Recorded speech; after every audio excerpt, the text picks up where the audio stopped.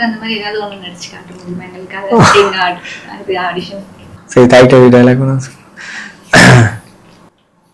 What செல்வம், ஆத்தாவை காப்பாத்தியாச்சு, ஒரே happy.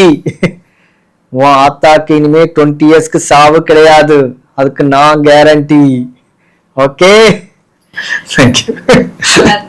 Thank you sir. உங்களுக்கு ரொம்ப பிடிச்ச ஆக்டர் அண்ட் ஆக்ட்ரஸ் யாரு? உங்களோட ரோல் மாடல் யாரு? பேசிக்கலி மிகப்பெரிய ரஜினி ரசிகன் தான். ரஜினி பார்த்து வளர்ந்த இதுல ரஜினி ரசிகனா டிஃபால்ட்டா அவர் வந்து டிஃபால்ட்டா நம்மளை கவர் பண்ணிடுவாரு.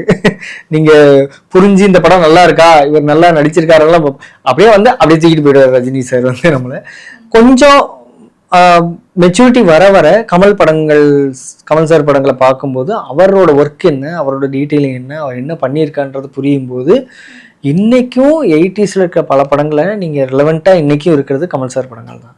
நீங்க 80s படங்களை இப்போ பார்த்தீங்கன்னா பல படங்கள் வந்து உங்களுக்கு வந்து இவ்வளோ ஈஸியாக இவ்வளோ ஓவராலாக எடுத்துகிட்டு போயிருக்காங்களே, இவங்களாம் கேள்வி கேட்க. ஏன்னா சோஷியல் மீடியாவில் பிரித்து தொங்க விடுறாங்க எல்லா ஒவ்வொரு சீனையும்.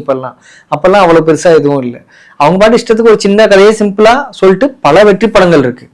இப்போ அந்த வெற்றி படங்களை எடுத்து பார்த்தோம்னா பல விஷயங்கள் வந்து இது எப்படி கன்வின்சிங்காக இருக்குது, இது எப்படி லாஜிக்கே இல்லைன்ற மாதிரி நம்ம கேள்வி வேணும். ஆனால் அசால்ட்டாக பண்ணிட்டு போயிருக்காங்க. அப்போது கமல் சார் படங்களை இன்னைக்கு பார்த்தாலும் எல்லாத்துக்கும் ஒரு பேக் ஸ்டோரி, எல்லாத்துக்கும் ஒரு லாஜிக்கு, எதனால இதை சொல்றேன், எதனால இந்த கேரக்டர் இப்படி பண்ணுதுன்றதை கரெக்டா அவர் வந்து அப்போ இருந்து மெயின்டைன் பண்ணியிருக்காரு.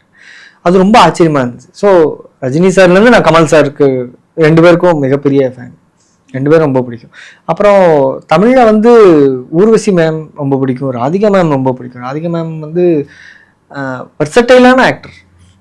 இப்போ இந்த ப்ராஸ்தட்டிக் மேக்கப் போட்டு வேற மாதிரி ராதிகாவை பார்க்கறதுன்றது ஒன்று விஷயம். ஆனால் அந்த ஒரு ப்ராஸ்தட்டிக் மேக்கப் போட்டும் அந்த நடிகராக அவங்க கொடுக்குற கான்ட்ரிபியூஷன் இருக்கு இல்லையா, இந்த ப்ராஸ்தட்டிக் மேக்கப் பார்த்துக்கும் பாதி.